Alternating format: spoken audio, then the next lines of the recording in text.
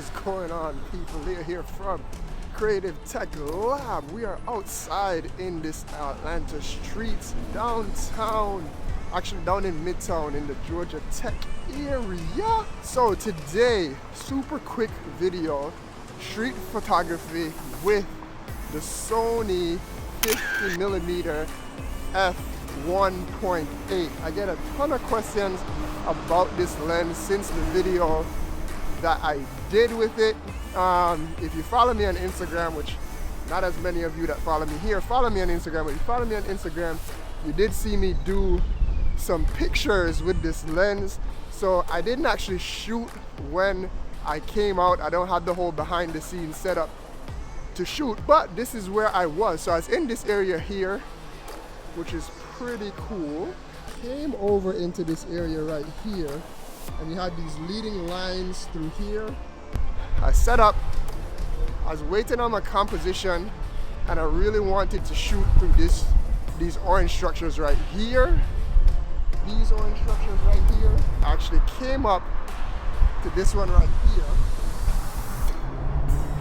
bent down, and a guy walked through, and I was able to snap off this shot right here.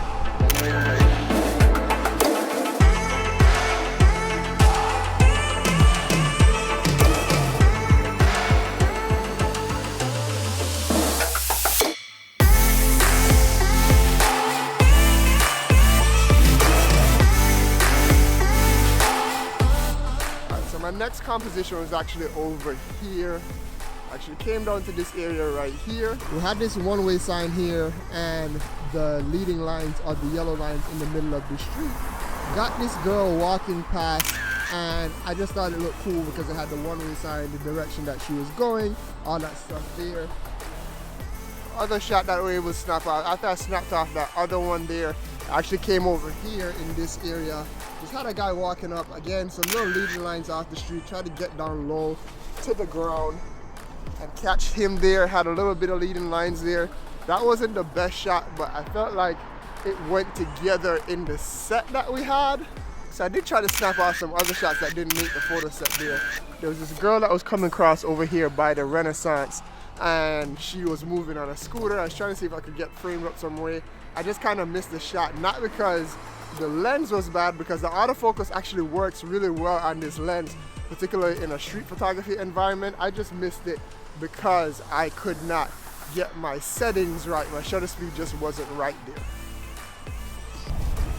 All right, and then lastly for my lookup shot, if you see that bird up there, that mural of that bird, able to come down there, come up on that bird, got a little bit closer to it, snapped it, and got that shot right there that we're talking about. So that's the 50mm. This is where I was at when I was shooting those photos. Let me go back inside and we'll finish talking about this lens and finish up this video. All right, so back inside the office with the nifty 50. Let me not drop it like I did in my last video when I did it, but I kind of just wanted to show off the capabilities of this lens in a real world scenario. There are a ton of mixed reviews on this lens, particularly if it will autofocus correctly.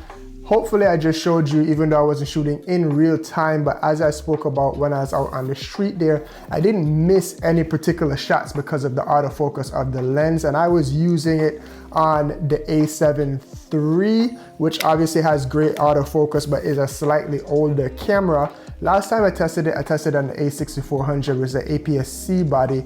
I did that because I hadn't upgraded to any of my full frames before, and then also I wanted to test it on that just because it had some of Sony's newer autofocus technology there, and it did mostly fine, definitely in photos.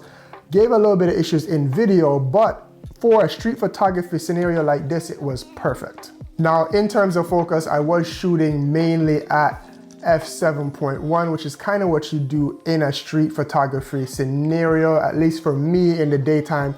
Since I'm getting started out and getting used to street photography, I shoot at a higher f-stop, so it's easier to get things in focus there, so that kind of helps out there as well. Maybe I'll do a nighttime photography shoot and I'll shoot everything at f1.8 since it will be nighttime and see how it performs, but it does really well.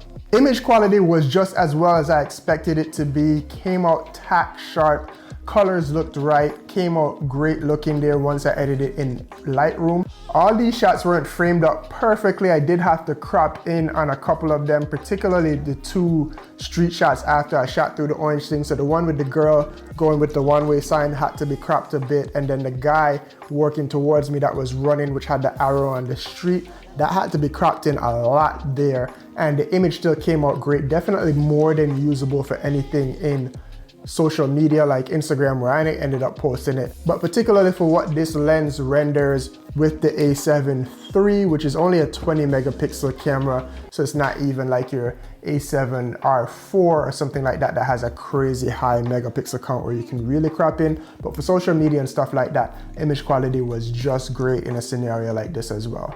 The other thing I love about this lens, particularly in a street photography scenario, is the size. So it's super small, super compact, super lightweight. So it's always in my bag. It tucks into my One Provoke bag just perfectly. So I never have to worry about carrying it there. It's always on me, so I can always revert back to it. But particularly on the A7 III, actually let me put it on here just so you see it.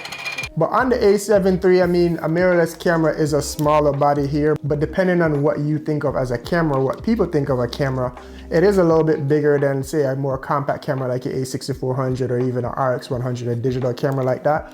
But with this lens, nobody's really suspecting you when you're out there trying to blend into the situation and take pictures of people, especially when it is that you don't want people to be looking at you. You want to catch them in their natural environment, maybe not even really catch their face. You just want a subject in your composition. Nobody's really looking at you when you have a lens this small on the camera, so it's perfect for that as well. So anyway, as I said at the start of the video, this won't be a long one. I won't talk too much longer. I just kind of wanted to show off this lens in a street photography environment. Street photography is one of my new passions. It's actually making me a better videographer by learning my compositions, especially in run and gun scenarios. So it's something that I want to get more of done. And that way I can show you, especially with the mirrorless cameras that I typically shoot on, they are hybrid cameras, even though I primarily use them for video. So I can kind of show off the lens in different scenarios, not just video, but also on the photo side as well. So hopefully you like this first photography vlog. I will be doing more on all the lens setups that I have. So that'll be the 20mm G, the Sigma 24 to 70, the Tamron 17 to 28, the Sony 85, lots of other stuff coming up here on the channel. So if you are into that kind of thing, Sony mirrorless cameras, lens combinations, gimbals, lighting, all that stuff, you know what to do with the button them down below. Always appreciate when you guys do that. Respect to everybody that has subscribed so far, and I will catch you in the next video. Big up to everybody. Bless up. Peace.